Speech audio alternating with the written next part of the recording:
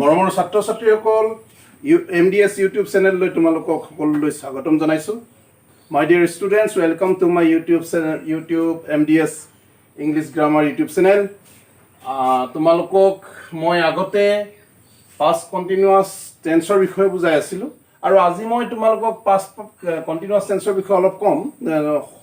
কেইটামান কথা, তাৰ পাছত তোমালোকক মই past perfect tense বুজাম। সিদিনাখন মই তোমালোকক কৈছিলোঁ যে past continuous tenseটো এনে ধৰণৰ হয় যে অতীততে কোনো এটা বিশেষ মুহূৰ্তত এটা কাম চলি থকা বুজায় আৰু আমাক ইয়াক শিকিবৰ বাবে মই এখন চাৰ্ট দিছিলোঁ যে I was taking, we were taking, you were taking, you were taking, he was taking বা she was taking আৰু they were taking। আশা কৰোঁ তোমালোকে সেই চাৰ্টখনৰ জৰিয়তে চেণ্টেন্সবিলাক গঠন কৰিব পাৰিছা। ইয়াৰ পাছতে মই তোমালোকক past perfect tense বুজাম যে past perfect tense এনে এটা টেন্স যে অতীততে কোনো এটা কামৰ আগতে বা কোনো এটা ঘটাৰ আগতে অন্য এটা ঘটনা ঘটি যদি শেষ হয় সম্পন্ন হয় তেতিয়াহ'লে তাকে past perfect tense বুলি কয়। অৰ্থাৎ চমুকৈ ক'বলৈ গ'লে অতীততে দুটা ঘটনা ঘটিল কিন্তু এটা ঘটনা ঘটাৰ আগতে অন্য এটা ঘটনা ঘটিছে বা তুমি কাম বুলি ক'ব পাৰা, তাকে আমি কি ক'ম? past perfect tense বুলি ক'ম। অতীততে দুটা কাম হ'ল, এটা কাম হোৱাৰ আগতে অন্য এটা কাম সম্পন্ন হৈছে, গতিকে ইয়াকে আমি past perfect tense বুলি ক'ম। আমি ইয়াৰ বাবে past perfect tense যেনে তেওঁ অহাৰ আগতে মই স্কুললৈ গ'লো। তেওঁ অহাৰ আগতে মই স্কুললৈ গ'লো। তুমি চোৱা ইয়াত দুটা আছে, এই কাম দুইটা অতীততে ঘটিছে, এটা তেওঁ আহিছিল আৰু আনটো মই স্কুললৈ গ'লো। কিন্তু ইয়াৰ এই দুটা কামৰ ঘটনা বা ইয়াৰ দুটা কামৰ যিটো সময়, সেই সময়টো কিন্তু একেলগতে হোৱা নাই। সময়টো হৈছে তেওঁ অহাৰ আগতে মই স্কুললৈ গ'লো, অৰ্থাৎ ই প্ৰথমতে শেষ হ'ল আৰু দ্বিতীয়তে হৈছে শেষ, দ্বিতীয়তে শেষ হৈছে। গতিকে এই এক নম্বৰ বাক্যটো আমি past perfect tense বুলি আমি ক'ম আৰু past perfect tenseত ব্যৱহাৰ হ'ব। আৰু কিন্তু এই 2 নম্বৰ বাক্যটো অৰ্থাৎ তেওঁ অহা, এই 2 নম্বৰ ইয়াত আমি ক্লজ বুলি ক'ম, একেটা বাক্যত লাগি আছে কাৰণে, গতিকে এই 2 নম্বৰ বাক্যটো হ'ব কি past indefinite tenseত প্ৰকাশ কৰিম। অৰ্থাৎ ইয়াত ইংৰাজীত ট্ৰেন্সলেশ্যন কৰিলে তোমাৰ এনেকুৱা হ'ব যে মই স্কুললৈ গ'লো, I had gone to school before তেওঁ অহা, before he came। তুমি চোৱা যে I had gone to school before he came, এই ইয়াত দুটা বাক্য আছে, এটা হৈছে I had gone to school, মই স্কুললৈ গ'লো, আৰু before পাছত before he came, তেওঁ অহাৰ আগতে হৈ গ'ল। গতিকে অতীততে দুটা বাক্য, দুটা কাম হৈ যায় আৰু এই দুটা কাম হৈ যোৱাৰ অগা পিছাকৈ যদি হয়, যিটো কাম আগতে হ'ব তাতে আমি past perfect tense ব্যৱহাৰ কৰিম। এই আগতে ইয়াৰ সলনি পাছত শব্দ এটা থাকিব পাৰে। ধৰা তেওঁ অহাৰ, মই স্কুললৈ যোৱাৰ পাছত তেওঁ আহিল, বাক্যটো মই স্কুললৈ যোৱাৰ পাছত তেওঁ আহিল। যদি পাছত শব্দটো হয় তেতিয়াহ'লে পাছত শব্দটো যদি থাকে তেতিয়াহ'লে আমি এই past perfect tenseটো আমি পাছত লিখিম, অৰ্থাৎ যিটো কাম আগতে ঘটিলে সেইটো আমি পাছত লিখিম, পাছত শব্দটো থাকিলে। মই স্কুললৈ যোৱাৰ পাছত তেওঁ আহিল, মই স্কুললৈ যোৱাৰ পাছত তেওঁ আহিল, মই বাক্যটো লিখি দিছোঁ অসমীয়াত, মই স্কুললৈ যোৱাৰ পাছত তেওঁ আহিল, মই স্কুললৈ যোৱাৰ পাছত তেওঁ আহিল। অৰ্থাৎ ইয়াতো এইটো কাম 1 নম্বৰত হ'ল, প্ৰথমতে হ'ল, আৰু এইটো কাম 2 নম্বৰত হ'ল। কিন্তু মনত ৰাখা যে ইয়াত পাছত শব্দটো আছে, গতিকে আমি past perfect tenseটো আমি আগত নিলিখোঁ, past perfect tenseটো আমি পাছত লিখিম। আমি লিখিম তেওঁ আহিলটো he came after I had gone to school. গতিকে আমি এটা কথা ক'ব পাৰোঁ যে past perfect tense plus before plus past indefinite, past indefinite plus after plus past perfect. মনত ৰাখিবা past perfect plus before plus past indefinite আৰু past indefinite plus after plus past perfect. অসমীয়াত যদি আগত শব্দটো থাকে তেতিয়াহ'লে তুমি দুইটা ঘটনা পাৰ হৈ যোৱাৰ অসমীয়াত যদি আগত শব্দটো থাকে তেতিয়াহ'লে তোমালোকে আগতে ঘটা কামটো অৰ্থাৎ past perfect tenseটো আগত লিখিবা আৰু পাছত শব্দটো থাকিলে past perfect tenseটো পাছত লিখিবা কথা এইটোৱে আৰু তোমালোকক মই এখন চাৰ্ট দিম এতিয়া এই চাৰ্টখনৰ জৰিয়তে তোমালোকে past perfect tenseটো গঠন কৰিব পাৰিবা একে ধৰণৰ চাৰ্ট মই টেক ভাৰ্বটোৱে ললো I had taken, we had taken, you had taken, you had taken, he had taken বা she had taken আৰু they had taken I had taken, I had taken, we had taken, we had taken, you had taken, you had taken, you had taken, you had taken, he বা she had taken, he বা she had taken, ইয়াত থাকিব they had taken. এয়া হ'ল past perfect tense ইয়াৰ পাছৰ চোৱা যদি তোমাৰ কোনো সময় নাথাকে ইয়াৰ পাছৰ চোৱা এটা বাক্য থাকে তেতিয়াহ'লে আমি ইয়াত before বহিব এই before পাছতে বহিব before পাছতে বহিব I took, we took, you took, you took, he took, he or she took আৰু এটো they took অৰ্থাৎ I had taken, we had taken এনেকুৱা জাতীয় এটা হ'ল ধৰা প্ৰথমতে ঘটা কামটো আমি আগতে লিখিলো past perfect tenseত ই আগতে ঘটা কাম তাৰপিছতে বিফৰটো দি ইটো পাছত ঘটা ঘটনাটো বা কামটো আমি লিখিলো এইটো যদি পাছত শব্দটো থাকে তেতিয়াহ'লে I took, we took খিনি আগত গ'ল আৰু আফটাৰ দিয়াৰ পাছত এইখিনি পাছলৈ আহিব এইখাৰ কথা মনত ৰাখিবা past perfect tenseৰ বিষয়ে আমি প্ৰয়োগৰ বিষয়ে কৈ আছো এতিয়া আমি past perfect tense কেতিয়া প্ৰয়োগ কৰিম তোমালোকক শিকোৱা হৈছিল যে ৰিপৰ্টিং ক্লজৰ ভাৰ্বটো যদি past tenseৰ হয় আৰু ৰিপৰ্টেড ক্লজৰ ভাৰ্বটো যদি প্ৰেজেন্ট পাৰফেক্ট টেন্সত থাকে তেতিয়াহ'লে ইনডাইৰেক্ট নেৰেশ্যনত ই past perfectলৈ ৰূপান্তৰিত হ'ব আৰু এটা কথা কোৱা হৈছিল যে ৰিপৰ্টিং ক্লজটো যদি past tenseৰ হয় আৰু ৰিপৰ্টেড ক্লজটো যদি past indefinite tenseৰ হয় তেতিয়াহ'লে ইনডাইৰেক্ট নেৰেশ্যনত সেই past indefinite tenseটো past perfectলৈ যাব অৰ্থাৎ এনেকুৱা ধৰণৰ বাক্য she said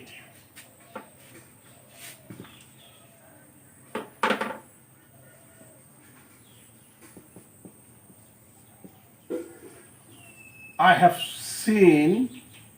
a tiger.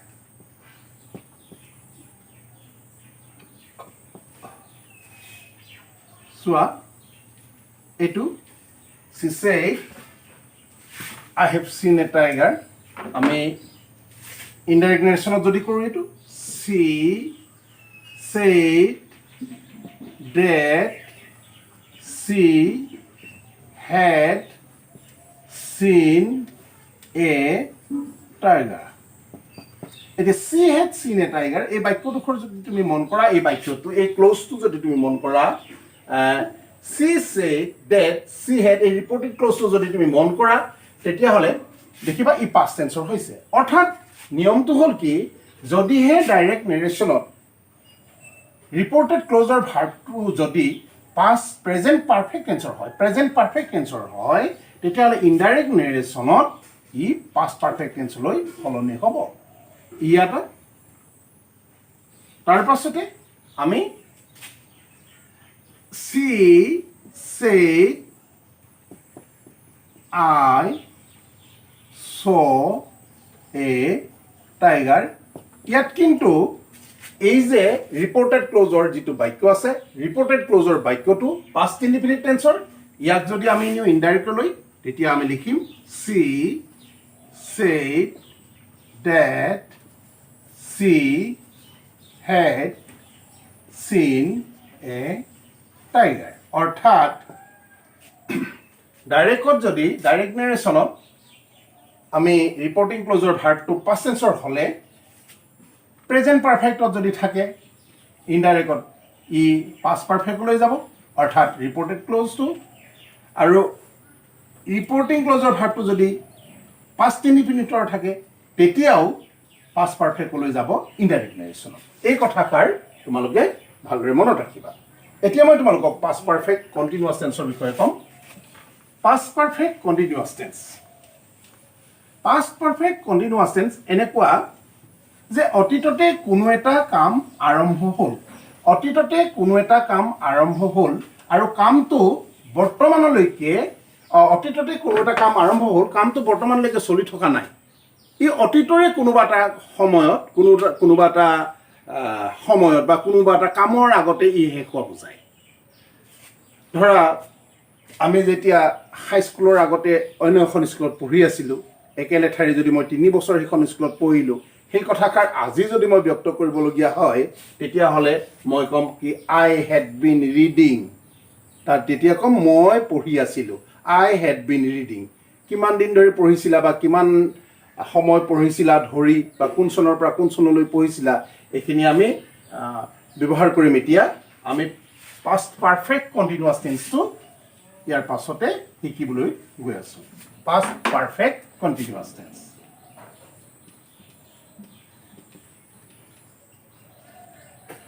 ইয়াত কি হয় যে ভাৰ্বৰ কামটো অতীতৰ এটা সময়ত আৰম্ভ হোৱা বুজায় ইয়া অতীত আমি ধৰিলোঁ এইখিনি বৰ্তমান আৰু এইখিনি ধৰিলোঁ আমি ভৱিষ্যত এতিয়া এইখিনি অতীতৰ এটা সময়ত কামটো আৰম্ভ হ'ল আৰু অতীতৰ এটা সময়লৈকে এই কাম এটা একেলেঠাৰিয়ে চলি থাকিলে এইখিনি সময় গতিকে তাক যদি আমি প্ৰকাশ কৰিব বিচাৰোঁ তেতিয়াহ'লে এই সময়ছোৱাত অৰ্থাৎ এই ঘটি থকা এই সময়ছোৱাৰ যিটো কাম সেই কামটো আমি পাষ্ট পাৰফেক্ট কণ্টিনিউৱাছ টেন্সে ব্যৱহাৰ কৰিম অতীততে কোনো এটা কাম আৰম্ভ হ'ল আৰু সেই কামটো অতীতৰে অন্য এটা সময়লৈ একেলেঠাৰিয়ে চলি থকা বুজালে পাষ্ট পাৰফেক্ট কণ্টিনিউৱাছ টেন্স ব্যৱহাৰ হয় যাক আমি এনেধৰণে লিখিব পাৰোঁ মই এইখন স্কুলত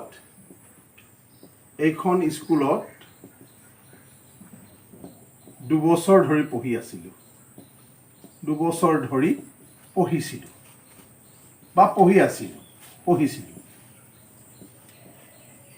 এতিয়া মই এইখন স্কুলত 2 বছৰ ধৰি পঢ়ি আছিলোঁ এই বাক্যটো আমি ইংৰাজীত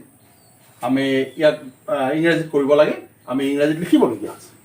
আমি লিখিবলগীয়া যদি ইংৰাজীত এইটো হয় তেতিয়াহ'লে আমি পাষ্ট পাৰফেক্ট কণ্টিনিউৱাছ টেন্সৰ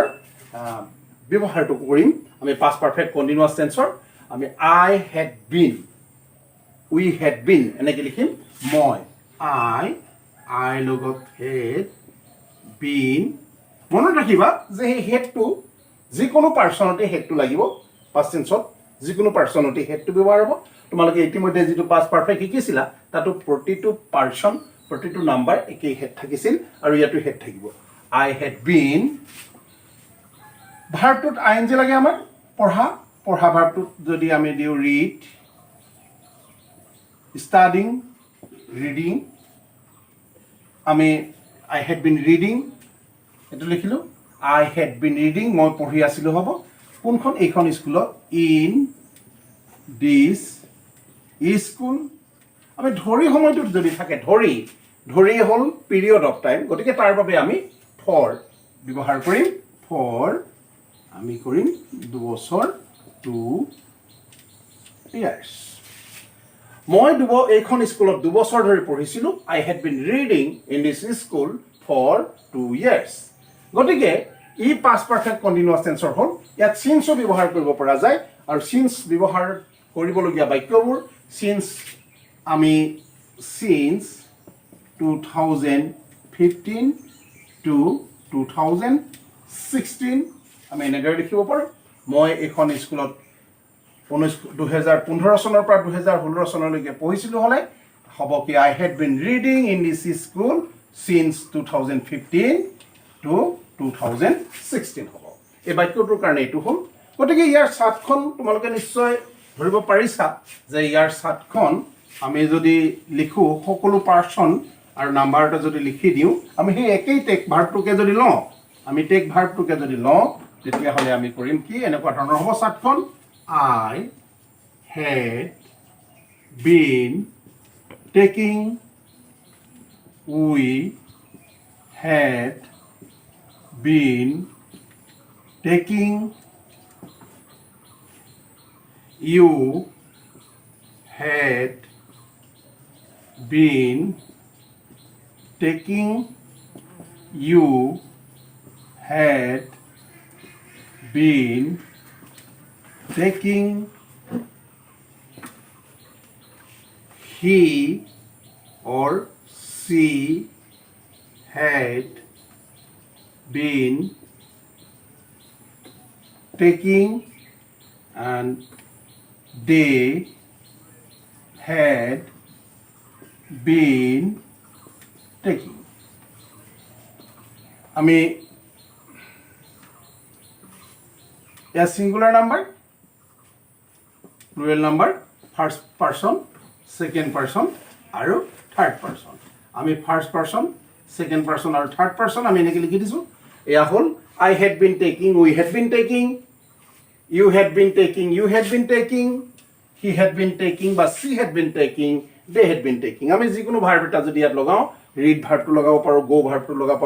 পাৰো come ভাৰ্বটো লগাব পাৰো বা আমি অন্য যিকোনো এটা ভাৰ্ব আমি লগাব পাৰো গতিকে যিকোনো ভাৰ্ব ব্যৱহাৰ কৰি আমি বহু ধৰণৰ বাক্য এই সাতখনৰ পৰা আমি কৰিব পাৰো এতিয়া আমি past perfect continuous tenseৰ ব্যৱহাৰটো মই কৈ আছিলো যে কি হয় অতীততে কোনো এটা কাম আৰম্ভ হ'ল আৰু অতীতৰে অন্য এটা সময়লৈ এই একেলেঠাৰি চলি থকা বুজালে আৰু ইয়াত since বা for ব্যৱহাৰ হয় since টোৱে হ'ল কি ই পইণ্ট অফ টাইম হ'ব আৰু for টো হ'লে কি হ'ব ই পিৰিয়ড অফ টাইম হ'ব ব্যাপক সময় এটা হ'ব আৰু since টোৱে পৰা থাকিব অসমীয়া আৰু ধৰি যদি থাকে তেতিয়াহ'লে for ব্যৱহাৰ কৰিম যেনে এই বাক্যটোৱে মই কিতাপ এখন এঘণ্টা ধৰি লৈ আছো I had been taking a book for an hour তেওঁলোকে এঘণ্টা ধৰি ফুটবল খেলি আছে তেওঁলোকে এঘণ্টা ধৰি ফুটবল খেলি আছে they had been playing football for an hour ৰাতিপুৱাৰে পৰা আমি ফুটবল খেলি আছো we had been playing football since morning এতিয়া চোৱা তুমি যে we had been playing football আমি এই টেকিংৰ ঠাইত প্লেইং দিলো যিদৰে মই টেকিংৰ ঠাইত প্লেইং দিলো অৰ্থাৎ মোৰ বাক্যটোৰ অনুসৰি তোমালোকেও তোমাৰ বাক্যটোৰ অনুসৰি ইয়াত ভাৰ্বটো দি আইএনজি ব্যৱহাৰ কৰিবা কিন্তু এটা কথা তোমালোকে মনত ৰাখিবা যে নন প্ৰগ্ৰেছিভ ভাৰ্ব আছিল যিবিলাক সেইবিলাক এই টেন্সত ব্যৱহাৰ নহয় ইয়াৰ আগৰ অৰ্থাৎ past perfect tenseৰ দ্বাৰা আমি সেইটো প্ৰকাশ কৰিম তেতিয়া past perfect tenseটো অকলশৰে বহিব পাৰে তেতিয়া অৰ্থাৎ past perfect tenseটো অকলশৰে বহে whenৰ হতে বহে আমি পাছত এইখিনি পামগৈ আমি যেতিয়া কাৰেক্ট টেন্স বুজাম তেতিয়া এইখিনি শিকাই দিম এতিয়া মাত্ৰ আমি জানি থওঁ যে গঠন এটা বাক্য গঠন মূল গঠনটো কেনেকৈ হয় আমি সেইখিনি শিকি আছো past perfect continuous tenseত আমি ইয়াৰ পাছতে এইটো মনত ৰাখিবলৈ চেষ্টা কৰিবা আৰু মনত ৰাখি থোৱা ভাল হ'ব এইটো ইয়াৰ পৰা আমি বিভিন্ন ধৰণৰ বাক্য গঠন কৰিব পাৰিম আমি এটা কথা কওঁ যে অতীতৰ এটা কাম ঘটি শেষ হোৱাৰ পাছত অৰ্থাৎ অতীততে এটা কাম হৈ থকাৰ পাছত যেতিয়া কামটো শেষ হ'ল পুনৰ অন্য এটা কাম যদি আৰম্ভ হৈছিল অতীততে তেতিয়াহ'লে সেই আৰম্ভ হোৱা বাক্যটো past indefinite tenseত লিখিব লাগিব past indefinite tenseত লিখিব লাগিব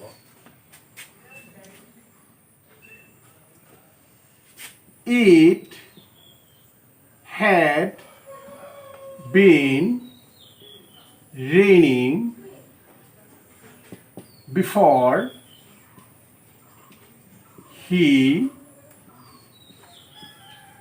came. আমাৰ it had been raining before he came. অৰ্থাৎ এই কথাষাৰ তুমি চোৱা যে it had been raining, ই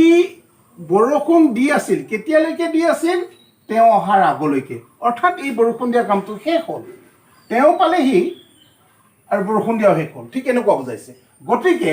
এটা কাম অতীততে হৈ আছিল আৰু হৈ থকাৰ পাছত ই যেতিয়া শেষ হ'ল তেতিয়া কি হ'ল? অন্য এটা কাম হ'ল, তেওঁ আহি পালেহি বা তেওঁ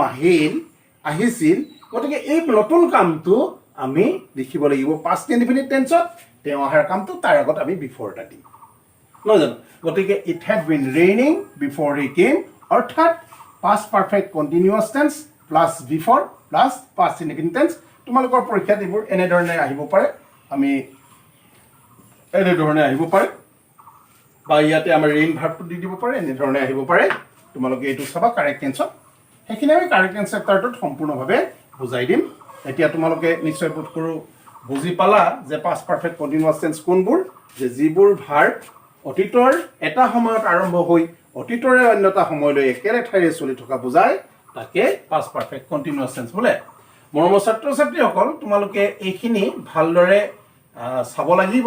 কাৰণ আমি পাষ্ট পাৰফেক্ট কণ্টিনিউৱাছলৈকে পাষ্ট টেন্সটো শেষ হৈছে। এতিয়া মই ফিউচাৰ টেন্সলৈ যোৱাৰ আগতে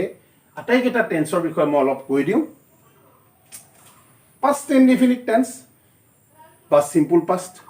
past continuous tense, past perfect tense আৰু past perfect continuous tense. Simple past টেন্সটো সাধাৰণতে আমাৰ আটাইকেইটা টেন্সৰ লগতে সম্বন্ধ আছে।